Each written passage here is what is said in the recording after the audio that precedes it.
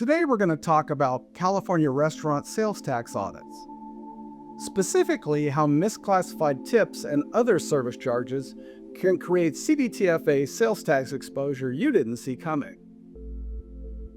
Well, many California restaurant owners believe that if a charge appears on a receipt as a tip, a gratuity, a service fee, or delivery charge, it automatically avoids the assessment of California sales tax.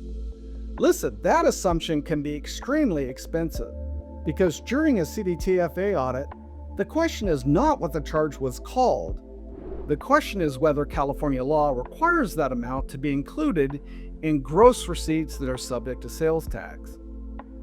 And getting that answer wrong can create substantial sales tax exposure. Hi, I'm David W. Klasing. I'm a dual licensed tax attorney and CPA, and I'm the owner of the tax law offices of David W. Klasing. To date, we have over a dozen offices in California and 23 offices across the United States to service you internationally, and we don't charge travel or travel time expenses. Today we'll explain how California treats tips, service charges, delivery fees, and platform charges, and why restaurants frequently create avoidable CDTFA sales tax audit problems for themselves. Restaurants in California face unique sales tax risks. Well, why is that? Restaurants in California operate in one of the most complex sales tax environments in the state. In a California sales tax audit, they're going to come in and look at point-of-sale reports, merchant processor records, delivery platform statements, banquet contracts, payroll records, 1099 reporting, and sales tax returns and income tax returns. Their goal is simple: determine whether all taxable receipts were properly reported for California sales tax purposes, and whether those funds were remitted. Let's talk about optional tips versus mandatory charges. One of the most misunderstood rules involves tips and gratuities in California. Generally, optional tips that are left entirely to the customer's discretion are not taxable for sales tax purposes, but mandatory service charges often are. Large party gratuities, banquet fees, automatic service charges, and negotiated gratuities may be treated very differently than voluntary tips in California. Simply labeling a charge as a gratuity does not control its California sales tax treatment. Well, as you can see, record keeping matters here. The CDTFA often evaluates whether a restaurant's records support the claim that a charge was optional. The CDTFA is going to review tip reports, payroll records, point-of-sale configurations, employee wage reporting, and internal policies. When the records do not support a position on a sales tax return, amounts believed to be non-taxable may be reclassified in the gross receipts subject to California sales tax. Delivery fees are not automatically exempt from sales tax. Delivery-related charges create another common problem. Many businesses assume that anything labeled a delivery fee, a driver fee, a convenience fee, or a platform charge is automatically excluded from California sales tax.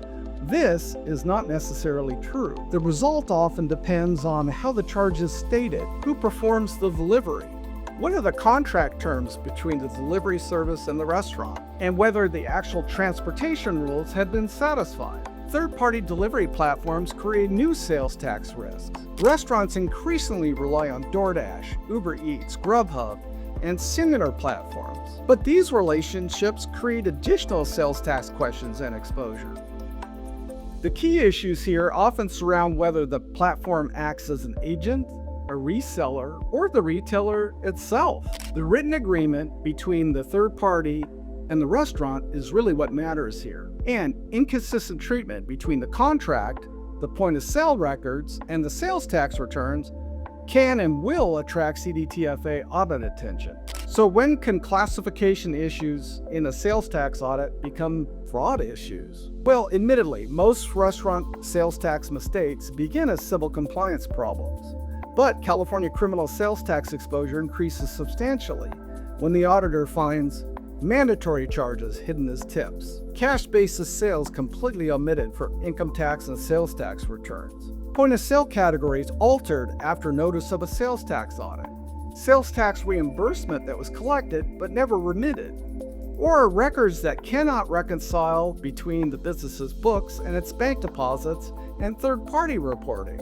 At that point, the issue may shift from straight-up classification to sales tax fraud exposure, where there's criminal statutes. So in closing, if your restaurant, your bar, your food truck, your catering business, or your delivery-focused operation is facing a California CDTFA audit, this is the stage to act carefully. At the tax law offices of David W. Klasing, our dual licensed tax attorneys and CPAs help California businesses evaluate tips, service charges, delivery fees, platform agreements, and sales tax reporting issues, all the while minimizing civil and criminal tax exposure.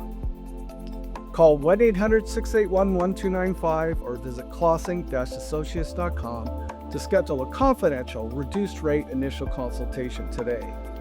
The earlier you get us involved, the better result we ordinarily achieve. Hire us today, you won't regret it. Dave Klasing, Tax Attorney, CPA.